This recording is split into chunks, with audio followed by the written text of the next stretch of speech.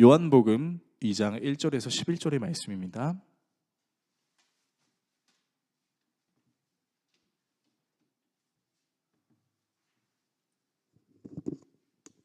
요한복음 2장 1절에서 11절의 말씀입니다. 신약성경 144페이지 정도에 있습니다. 한 절씩 교독하시고 마지막 절은 같이 읽겠습니다.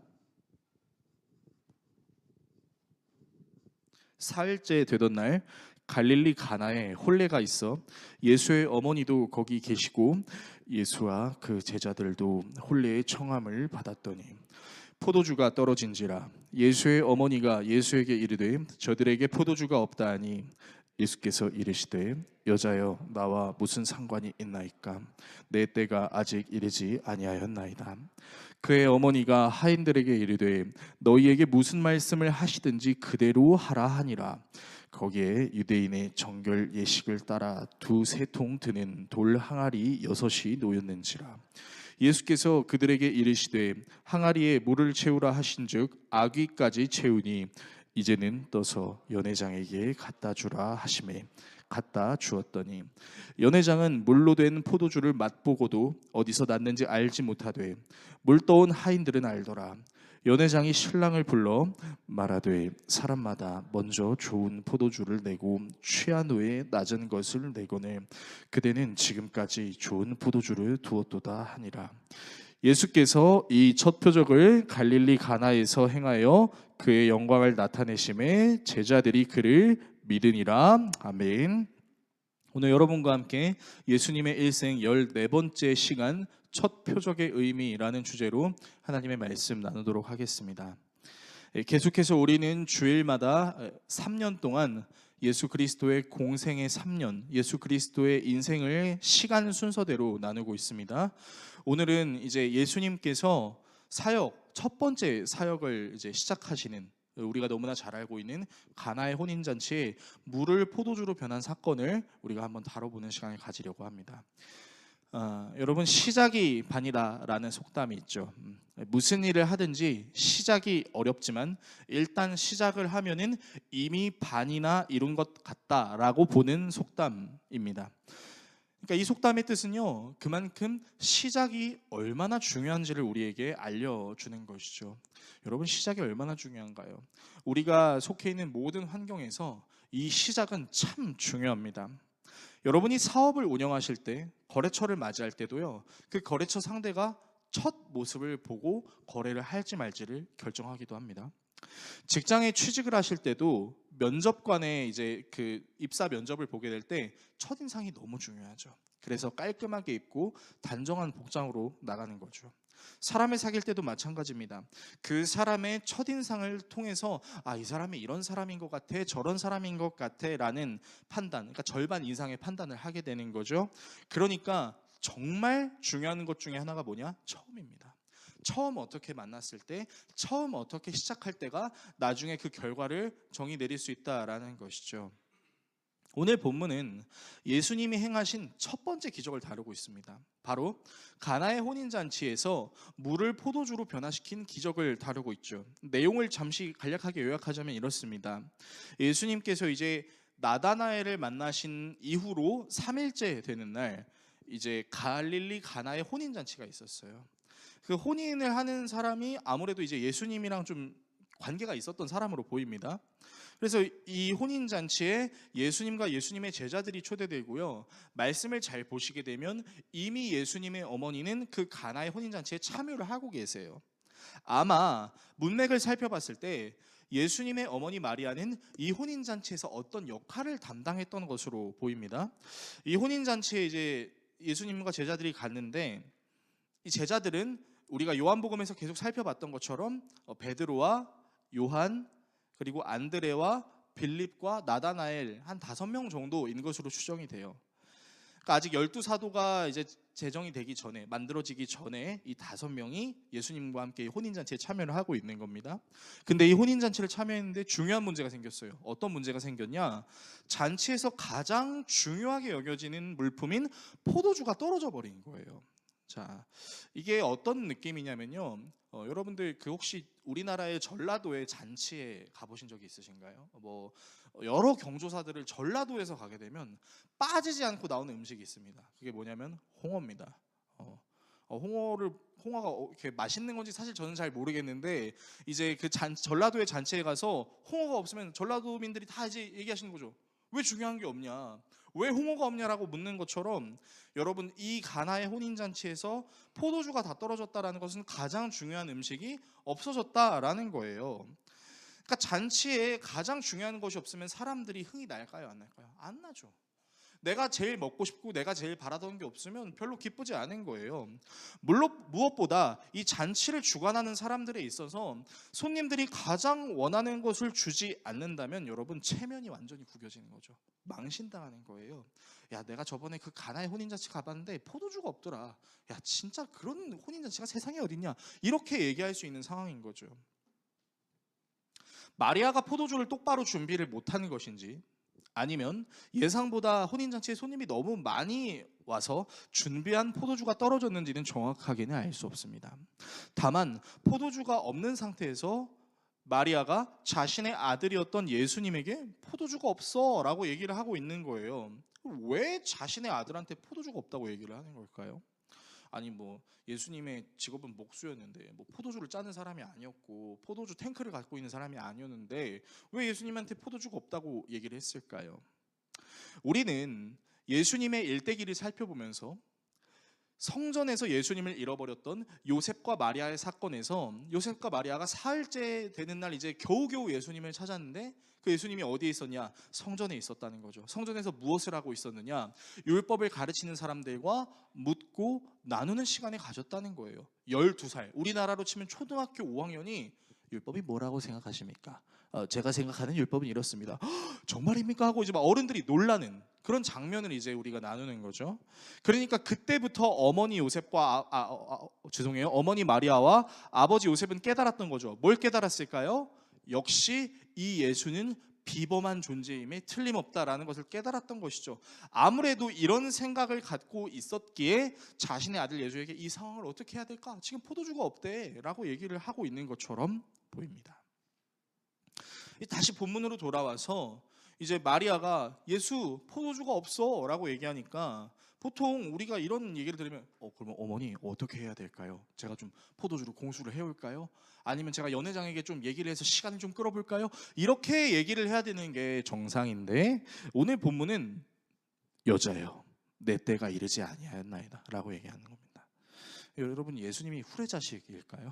갑자기 이제 여자예요 이렇게 얘기를 하는 게 되게 이상한데, 여러분, 이 여자여라는 말은요, 원어로 번역을 하면요 굉장히 존칭하는 단어입니다. 나의 고귀하신, 나의 위대하신, 나의 사랑하는 그런 어머니라고 굉장히 존칭하는 거예요. 그래서 자신의 어머니를 높이면서 예수님이 뭐라고 말씀하시냐? 아직 자신의 때가 이르지 않았다라고 말씀하십니다. 예수님의 말을 들은 마리아가 그 다음에 어떻게 행동하냐? 하인들을 불러서 저 예수가 시키는 대로 해 라고 얘기를 해요. 근데 그 잔치집에 이제 정결 예식에 사용하는 돌 항아리 6개가 있었는데, 예수님이 그 돌 항아리의 물을 아귀까지, 그러니까 입구까지 가득 채워서 잔치를 담당하는 연회장에게 갖다 주라고 얘기합니다. 갑자기 왜 물을 이렇게 가득 채워서 갖다 주라고 할까라는 생각이 들었을지도 모르겠지만, 어쨌든 이 하인들이 물 항아리를 이제 연회장에게 갖다 줬어요. 그리고 연회장이 그 뚜껑을 열었는데 그 물이 포도주가 되어 있는 겁니다. 그래서 그 포도주를 떠서 먹었어요. 너무 놀라운 거예요. 보통 잔치는 가장 좋은 것을 처음에 주고 그 다음부터는 조금은 급이 떨어지는 것들을 내놓기 마련인데, 어찌 처음 먹었던 포도주보다 훨씬 더 맛있고 훨씬 더 좋은 포도주를 내놓을 수 있단 말이냐라는 그런 칭찬이 나오는 장면인 거예요. 여러분, 우리는 이 본문을 통해서 여러 가지를 깨달을 수 있습니다. 먼저는 이제 예수님의 놀라운 능력을 깨달을 수 있죠. 물, 포도주는 근본으로 다릅니다. 그런데 근본적으로 다른 것을 완전하게 변화시킬 수 있는 그런 예수님의 능력은 정말 위대하다라고 볼 수 있고요. 또한 문제를 만난 정말 중요한 혼인잔치에서 그 신부가 망신을 당하지 않을 수 있도록 도와주시는 그 예수님의 사랑도 우리가 알 수 있죠. 또한 물떠온 하인들의 모습처럼 뭐 이상한 명령을 시키는 거야 라는 말이 없이 그냥 예수님께서 시키신 대로 순종하였더라. 여러분 이렇게 순종해야 됩니다 라고 해석을 할 수도 있고요. 또한 예수님의 어머니 마리아처럼 당장은 내 소원을 들어주시지 않더라도 언젠가는 예수님께서 내 소원을 들어주실 거야. 그러니까 기다리자. 여러분 기다려야 합니다 라고 해석을 할 수도 있습니다.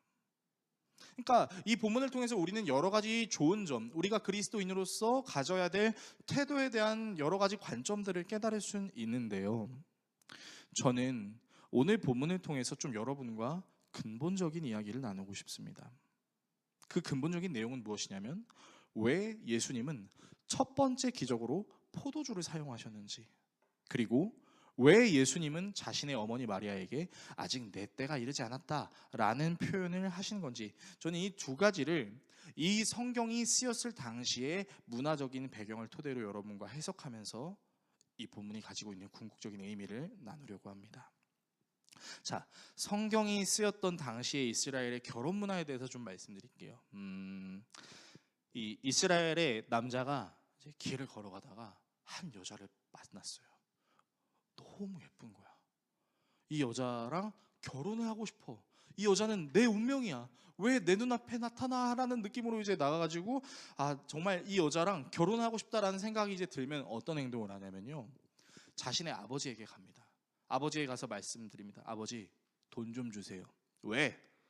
제가 결혼하고 싶은 자매가 생겼습니다. 그래? 하고 돈을 얼마나 주냐면 어마어마하게 줘요.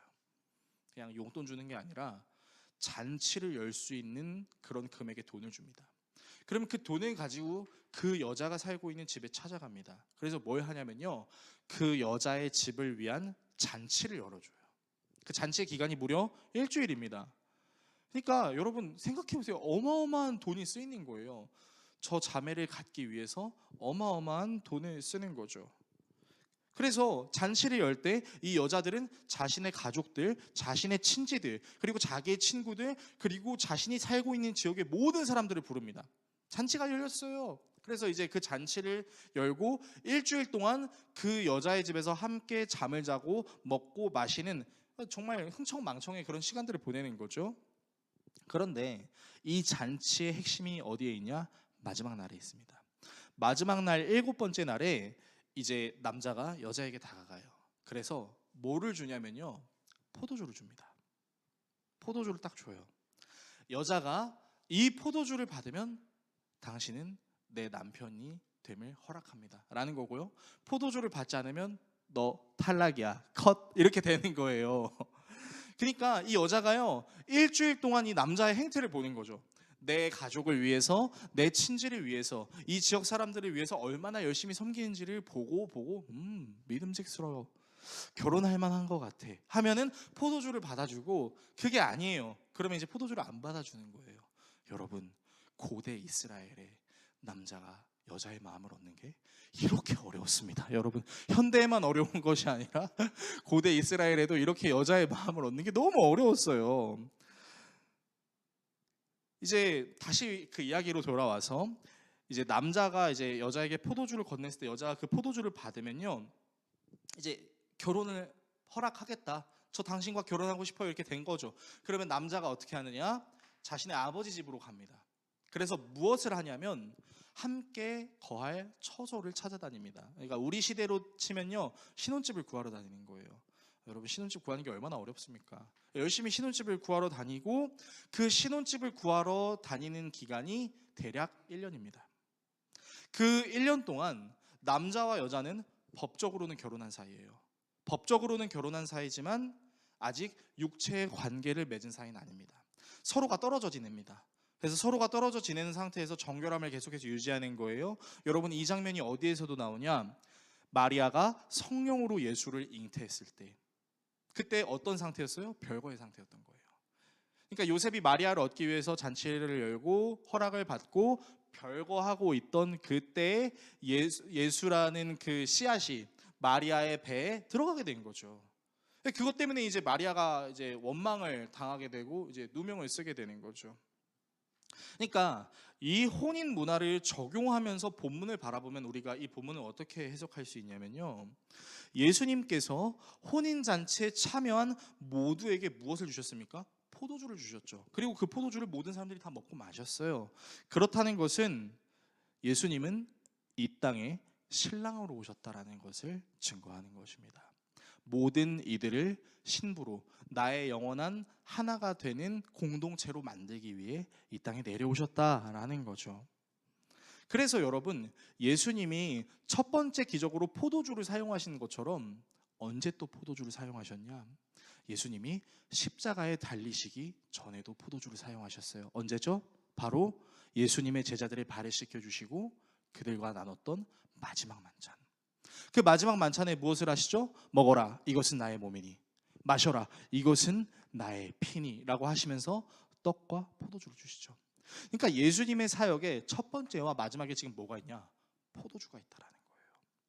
그 포도주를 건네는 것이 무엇이라고요? 내가 너를 신부로 맞이하고 싶다, 너와 영원한 하나가 되고 싶다라고 말씀하시는 것입니다. 마태복음 26장 26절에서 28절은 이렇게 이야기합니다. 읽어드리면요, 그들이 먹고 있을 때에 예수께서 빵을 들어서 축복하신 다음에 떼어서 제자들에게 주시고 말씀하셨다. 받아서 먹어라, 이것은 내 몸이다. 또 잔을 들어서 감사기도를 드리신 다음에 그들에게 주시고 말씀하셨다.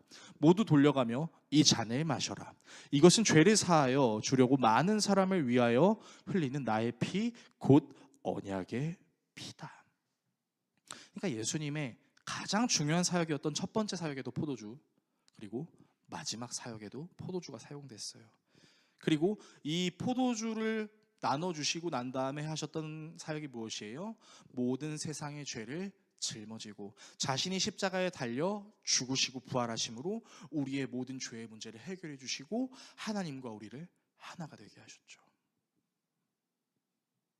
그러니까 오늘 본문에 나오는 가나의 혼인잔치에 여자여 아직 내 때가 이르지 않았다, 여기서 이 내 때라는 것이 무엇을 말하느냐? 예수님의 최종적인 사역, 즉 십자가에 죽으시고 부활하시는 것을 의미하는 겁니다.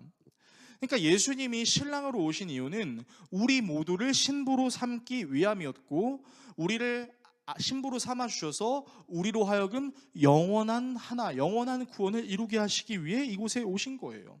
그리고 그 구원을 이루기 위해 마땅히 치러야 될 죄값을 아까 말씀드렸던 것처럼 십자가에 달려 죽으시고 부활하심으로 완전히 이룬 것이죠. 자, 여기서 중요한 게 있어요. 이제 죄의 값을 치렀어요. 그럼 끝입니까? 아니죠. 예수님의 사역이 끝나지 않았어요. 예수님이 이제 하늘로 올라가셨는데, 여러분 우리가 아까 결혼 문화를 살펴봤을 때 이제 남자가 나와 결혼해줘라고 포도주를 전달했을 때 여자가 받으면 이제 결혼하겠다는 얘기잖아요. 그게 거기서 끝났습니까? 아니에요. 끝나지 않았어요. 무엇을 했죠? 남자가 자신의 아버지 집으로 돌아가서 무엇을 했다고요? 함께 거할 처소, 신혼집을 찾으러 다녔다는 거죠. 약 1년의 기간, 꽤 오랜 시간이죠. 여러분, 예수님도요, 우리에게 포도주를 주시고 사역을 마치신 다음에 이와 똑같은 행위를 하십니다. 이제 제자들에게 예수님이 마지막 만찬을 주시고 나서 얘들아 내가 이제 떠날 거야, 얘들아 내가 이제 십자가에 달려 죽을 거야 예언하시니까 제자들이 엄청 근심하죠. 근데 그 근심했던 제자들에게 예수님이 하셨던 말씀이 있습니다. 요한복음 14장 1절에서 3절의 말씀인데 말씀 같이 한번 읽어보겠습니다. 너희는 마음에 근심하지 말라. 하나님을 믿으니 또 나를 믿으라. 내 아버지 집에 거할 곳이 많도다. 그렇지 않으면 너희에게 일렀으리라. 내가 너희를 위하여 거처를 예비하러 가노니 가서 너희를 위하여 거처를 예비하면 내가 다시 와서 너희를 내게로 영접하여 나 있는 곳에 너희도 있게 하리라. 아멘이죠. 예수님이 뭐라고 말씀하십니까? 얘들아 근심하지 마. 내가 죽겠지만 나는 다시 살아나. 그리고 내가 다시 살아나서 하는 게 뭐야? 나는 하늘에 올라갈 거야. 내 아버지가 계신 그곳으로 다시 돌아가서 무엇을 할 거냐? 너희들이 영원히 거할 그 초소를 내가 예비하러 갈 거야. 이스라엘의 결혼 문화와 똑같이 말씀하시죠. 그러니까 예수님께서 지금 하늘에 계신 것은 우리의 거처를 예비하고 계신다라는 것이죠. 예수님의 십자가와 부활을 믿는다는 것은 무엇을 뜻합니까? 내가 예수님의 신부, 나는 예수님과 하나입니다 라고 고백하는 것이랑 똑같다라는 거예요. 그러니까 우리는 다시 돌아오실 예수님, 그러니까 그 거처를 예비하고 신부를 찾으러 돌아올 신랑이 있는 것처럼 신부인 우리를 다시 데리러 오실, 너희를 위하여 영원한 그 처소를 내가 예비했어, 이제 그곳으로 가자라고 우리에게 말씀해 주실 누구를 기다리는 거예요? 예수님을 기다리는 거죠. 그 예수님을 기다리는 것을 우리는 예수님의 뭐라고 하죠? 재림이라고 얘기합니다. 예수의 다시 오심을 내가 기다리는 이유는 예수님이 하늘에 예비하신 우리의 영원한 처소로 우리를 인도하시기 위함이다 라는 것이에요. 그래서 여러분, 설교를 제가 마무리하겠습니다. 우리가 매주 성찬을 합니다. 오늘도 이제 성찬이 준비되어 있어요. 그런데 여러분, 우리는 성찬을 하면서 늘 주님을 생각하는 마음을 잊지 않기 위해 성찬을 진행합니다. 먹어라, 이것은 나의 살이요, 마셔라, 이건 나의 피다. 이 예수님의 살과 피, 예수님의 살과 피는 아니지만 우리가 이것을 먹고 마시는 행위를 통해 예수님이 우리와 함께 하시고 예수님이 임재하신다는 영적 임재서를 믿는 믿음으로 우리가 성찬을 진행합니다. 그런데 여러분, 이 성찬의 궁극적인 의미가 혹시 무엇인지 알고 계신가요? 그 궁극적인 의미가 고린도전서 11장 23절에서 26절에 기록이 되어 있습니다. 우리 말씀 보여주면 같이 한번 이 말씀을 읽어보겠습니다. 함께 읽습니다. 내가 여러분에게 전해준 것은 주님으로부터 전해받은 것입니다. 곧 주 예수께서 잡히시던 밤에 빵을 들어서 감사를 드리신 다음에 떼시고 말씀하셨습니다. 이것은 너희를 위하는 내 몸이다. 이것을 행하여 나를 기억하라 하시고 후에 잔도 이와 같이 하시고서 말씀하셨습니다. 이 잔은 내 피로 세운 새 언약이다. 너희가 마실 때마다 이것을 행하여 나를 기억하여라. 그러므로 여러분이 이 빵을 먹고 이 잔을 마실 때마다 주님의 죽으심을 그가 오실 때까지 선포하는 것입니다. 여러분, 성찬의 이유를 보셨습니까? 우리가 이 빵을 먹고 이 잔을 마실 때마다 주님의 죽으심을 그가 오실 때까지 선포한다라는 것입니다. 그러니까 성찬은요, 초대교회 성도들이 왜 성찬을 매일매일 했느냐, 다시 오실 그 예수님을, 그 주님이 다시 오실 때까지 선포하고 그 주님이 계속해서 나와 함께 하시고 완전히 나와 함께 하실 것이다라는 믿음의 선포로 성찬을 매일매일 했던 거예요. 그러니까 예수님의 살과 피를 먹고 마시면서 우리는 신랑이신 예수님을 계속 기억하고 이 성찬을 행할 때마다 주님이 이 땅에 다시 오실 그때까지 우리는 예수님의 죽으심과 부활하심을 선포하겠습니다. 결단하고 기다릴게요. 그런 삶을 살겠다고 선포하는 것이 성찬이라는 것입니다. 그래서 여러분, 우리가 그리스도인으로 이 땅을 살아가면서 우리가 떠올려야 되는 것이 있어요. 그게 뭐냐면요, 주님이 다시 오실 그날을 계속 떠올려야 됩니다. 그러니까 이렇게 말씀드리고 싶어요. 예수님을 너무 보고 싶어 한다는 거죠. 예수님 정말 너무 보고 싶어요. 예수님 제발 이 땅에 빨리 다시 와주세요 라고 말하는 거죠. 여러분, 엄밀히 말하면 저와 여러분은 어떤 상태냐면 정혼 상태예요. 그러니까 결혼할게요 라고 정했지만 아직 완전한 하나가 되지는 않은 거죠. 예수님께서 우리와 완전한 하나가 되셨지만 여전히 우리는 연약하고 여전히 우리는 넘어지는 연약한 육신을 입고 있는 존재이죠. 그러니까 완전한 결혼이라고 말할 수는 없어요. 그런데 예수님께서 우리가 거할 처소를 예비하시고 다시 이 땅에 재림하시는 그때 우리는 어떻게 돼요? 완전하게 되죠. 죽음도 슬픔도 눈물도 어려움도 없는 바로 그곳에서 모든 이 땅에 존재하는 신부들이 신랑이신 예수님과 완전한 결혼을 이루는 진정한 합동 결혼식이 진행되는 거예요. 그게 재림이라는 거예요. 그래서 여러분, 이 예수의 재림을 기다리면서 우리가 해야 되는 것이 무엇이냐면 그 예수의 재림을 받아들일 수 있도록 나는 준비된 자인가라는 것을 늘 돌아봐야 된다는 거죠. 여러분, 남자가 처소를 예비하러 간 뒤에 약 1년이 지나서 아내를 찾으러 오는 때가 언제냐면 대부분이 밤이었어요. 어두운 시간이에요. 그때가 이제 가까이 오면은 여자들이 무엇을 하느냐? 등불을 준비합니다. 그리고 그 등불에 그 등을 밝힐 수 있는 기름을 준비해요. 그래서 여자는 그 남자가 가까이 올 때가 왔다라고 생각하면 언제나 등불과 기름을 준비한 상태에서 자신을 데리고 갈 남자를 기다리고 있는 거죠. 날마다 자신을 찾으러 올 남자를 간절히 기다리는 마음으로 등불을, 기름을 계속 넣으며 기다렸어요. 여러분, 예수님이 천국을 이와 같은 비유로 말씀하셨습니다. 마태복음 25장 1절에서 10절의 말씀이에요. 제가 읽어드립니다. 그때 천국은 마치 등을 들고 신랑을 맞으러 나간 10 처녀와 같다 하리니 그 중에 5은 미련하고 5은 슬기 있는 자라. 미련한 자들은 등을 가지되 기름을 가지지 아니하고 슬기 있는 자들은 그릇에 기름을 담아 등에 함께 가져갔더니 신랑이 더디옴으로 다 졸며 잘새 밤중에 소리가 나되 보라 신랑이로다 맞으러 나오라 하매 이에 그 처녀들이 다 일어나 등을 준비할세 미련한 자들이 슬기 있는 자들에게 이르되 우리 등불이 꺼져가니 너희 기름을 좀 나눠달라 하거늘 슬기 있는 자들이 대답하여 이르되 우리와 너희가 쓰기에 다 부족할까 하노니 차라리 파는 자들에게 가서 너희 쓸 것을 사라 하니 그들이 사러 간 사이에 신랑이 오므로 준비하였던 자들은 함께 혼인잔치에 들어가고 문은 닫힌지라. 예수님께서 말씀하십니다. 예수님께서 다시 재림하실 그때를 우리는 정확하게 언젠지는 몰라요. 왜냐하면 그날이 도둑같이 임한다라고 말씀하셨기 때문이죠. 내 신랑이 나를 데리러 오는 것도 정확하게 언제인지 모르기 때문에 신부들도 등불과 기름을 들고 준비하였습니다. 여러분, 이게 우리에게 필요한 자세라는 거죠.